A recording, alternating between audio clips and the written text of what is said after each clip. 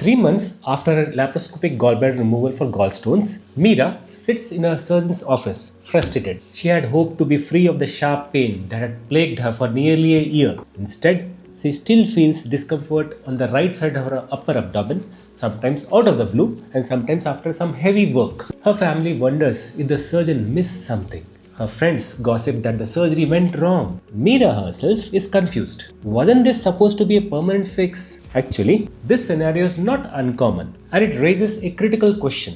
Why do pain and symptoms sometimes persist after gallstone surgery? Hi, I'm Gaurav and you are watching Gut Instincts. Today, we'll explore the complex world of post-cholecystectomy syndrome or PCS, the persistence or appearance of new symptoms after gallbladder removal. Actually, the answer isn't as defensive as nothing went wrong, it's just bad luck. And it's also not a straightforward blame game. It's actually much more complicated than that. It's about understanding the body's adjustments, the hidden complexities, and the myths surrounding recovery. Nobel laureate Marie Curie once said, "Nothing in life is to be feared, it's only to be understood." Now is the time to understand more, so that we may fear less. Today, let's follow Madame Curie's nice advice and replace fear with understanding.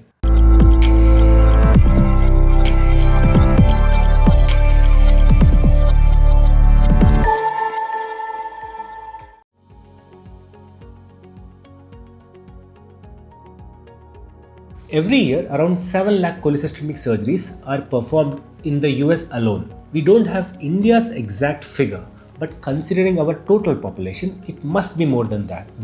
Different studies mention different numbers, but on average, up to 10 to 15% of patients experience pain that lingers or come back after cholecystectomy surgery. The symptom can be similar to what was there before the surgery or a new symptom that they never had before the surgery. Onset of symptoms may vary. It could show up anytime from a few days to 20 years after the operation. It's a big timeline, but hang in there with me, you'll understand. Considering the huge number of surgeries that are done annually, it's a significant clinical burden. Think of PCS like a kitchen renovation.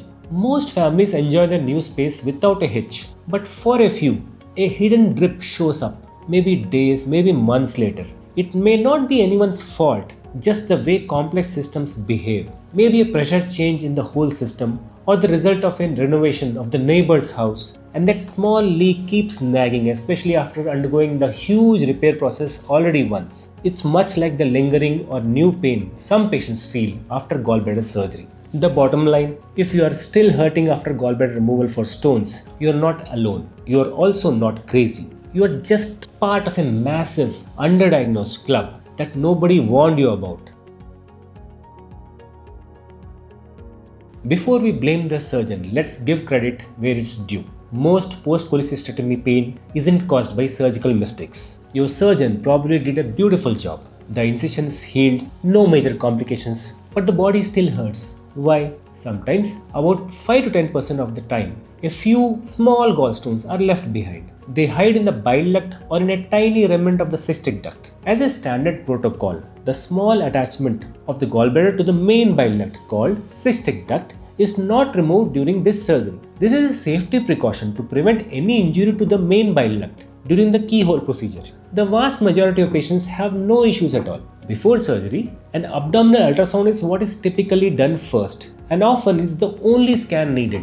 Large stones in either the cystic duct or the bile duct can be seen on the ultrasound scan. However, small stones in these small ducts cannot be ruled out completely in an ultrasound examination. And unless there is a strong clinical suspicion of stones in these small ducts, further scanning is not done before surgery. Also, during minimal invasive gall removal surgery, these tubes are not routinely checked for stones unless there is a doubt about their presence. Most of the hidden stones, particularly the tiny ones, usually don't cause any more problems. Sometimes, stones recur in a small remnant gallbladder that was intentionally left behind as a safety precaution during a subtotal or partial cholecystectomy. This surgical modification is sometimes performed for a badly inflamed gallbladder. Now, before you complain about the necessity of all this story about residual stones, hear me out. Many patients have a tendency to think that once a surgery is done, nothing should go wrong ever. And whatever unexpected thing happens, sometimes even in their love life or professional life, it is only because of the surgeon's mistake.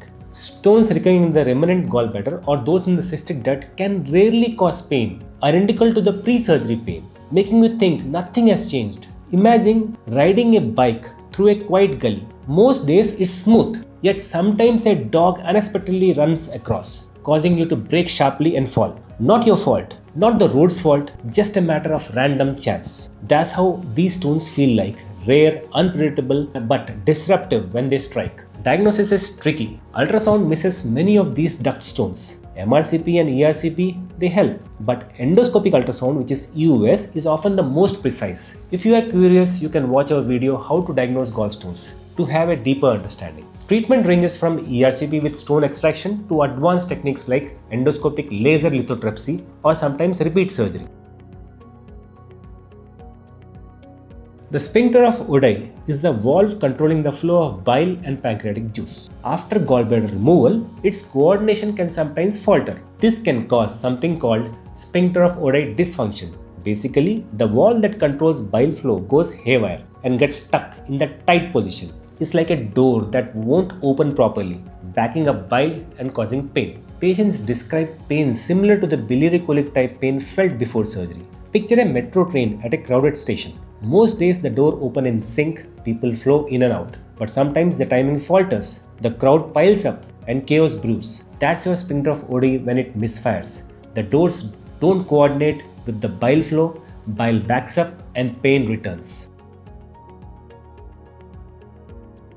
Gallbladder removal is generally safe, but like any surgery, it can bring along a set of complications and physiological changes that patients should be aware of.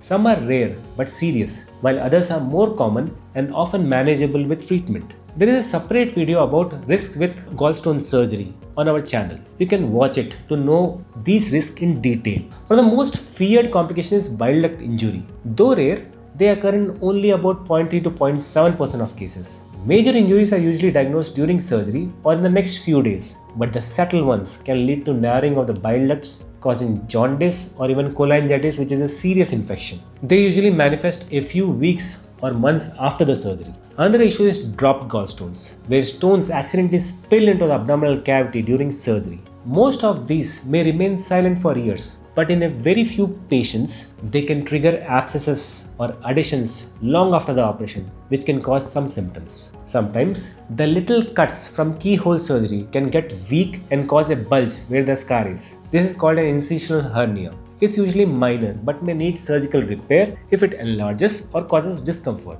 A more frequent problem is bile acid diarrhea. Without the gallbladder acting as a reservoir, bile flows continuously into the intestine from the liver.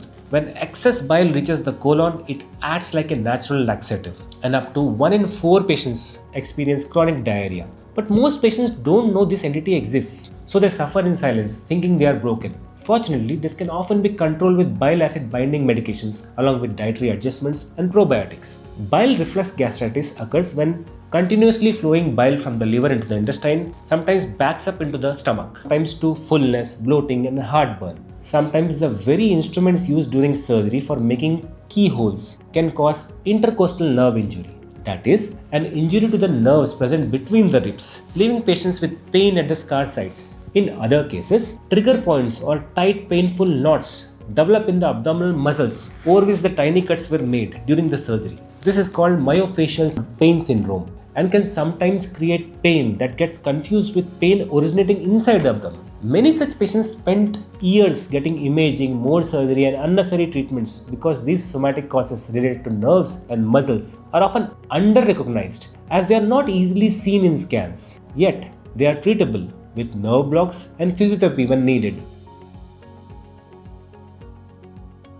Now, here's the uncomfortable truth that nobody tells you. It's possible that the gallbladder stones were not the real cause of discomfort before the surgery. It's like blaming your Wi-Fi router for every internet problem in the house just because the router is blinking abnormally. Sometimes the issue is with the network provider, sometimes the fiber cable, sometimes you just forgot to pay the bill. Turns out, up to a quarter of people getting gallbladder surgery for scan-detected stones had a different issue causing their symptoms all along. Maybe it was acid reflux, maybe it was irritable bowel syndrome or IBS, maybe it was stress-induced stomach pain, Or maybe it is a pain arising from the ribs. Many of these other conditions are not seen easily on scans, and the diagnosis becomes tricky if the patient is not thoroughly questioned and examined. Sometimes, this becomes a very challenging situation for the patients. They don't want to go to the primary doctor, probably they develop trust issues. A second or third opinion is commonly sought. But unless a lot of patience is shown by everyone involved, including the patient, the diagnosis might continue to be an enigma. Let's come to that gut bacteria now. They matter way more than we realized. Cholecystectomy fundamentally changes your microbiota, the bacterial community in your intestines. Different bacteria thrive with continuous flowing bile exposure. This can sometimes trigger inflammation, altered pain perception, and diarrhea. And then there's a psychological component that hardly anyone discusses. Anxiety, depression, and stress directly amplify pain perception. If you were too anxious about having gallstones, or if you are anxious now about why surgery didn't help, your nervous system amplifies every sensation. The medical community has a tendency to discount any cause of pain that does not show any abnormality in scans. The body doesn't distinguish between physical pain and psychological pain. Both are real, both hurt. Here, appropriate and timely therapy can work like magic.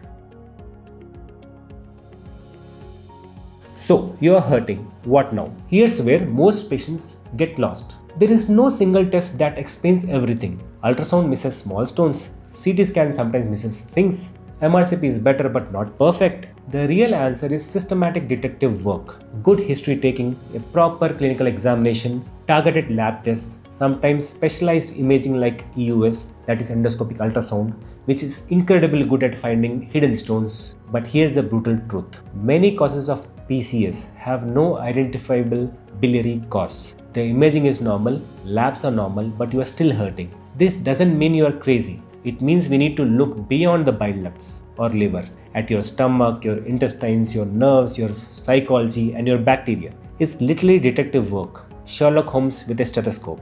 You need a diagnostic and therapeutic plan tailored to your specific problem. Not just another imaging study, not just another medication, but an actual strategy. As I like to say, treating without a diagnosis is like prescribing glasses without checking the eyesight.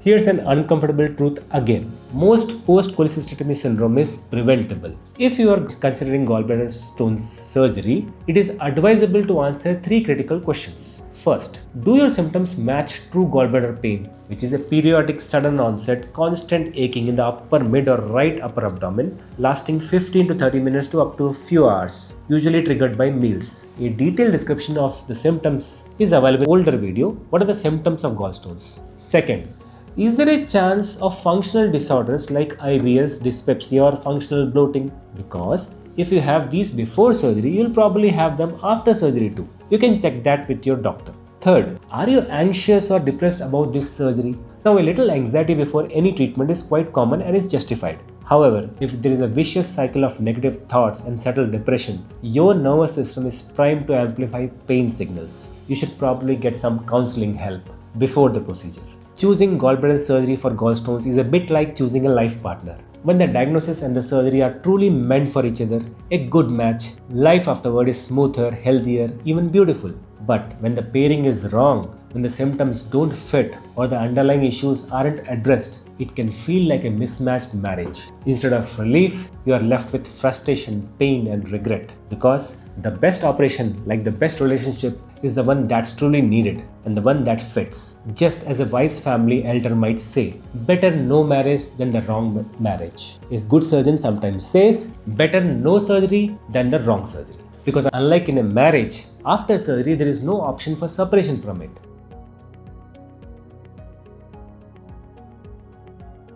Post-cholecystectomy syndrome is not a single disease, but a spectrum of causes: biliary, functional, physiological, neuropathic, and psychological. We try to mention a comprehensive list here. Other reasons are also possible. That's why one-size-fits-all answers don't work. However, and this is important, don't fall for the online fear-mongering about gallbladder removal by some wellness experts. Most patients adapt beautifully after an appropriately done surgery. Their bodies reorganize, bile finds a new rhythm, and life goes on. Some need guidance, dietary tweaks, reassurance, or targeted medications. A smaller group requires long-term monitoring, sometimes with some interventions. The key is knowledge and finding the actual cause, understanding what the gallbladder did, what changes after removal, and how to live well without it. Even the great Sherlock Holmes said, education never ends. It's a series of lessons with the greatest for the last. So, let's keep learning together. If you are living with post-cholecystectomy pain, hear this clearly. You are not broken. Your surgery probably went fine. Your body just needs help to adapt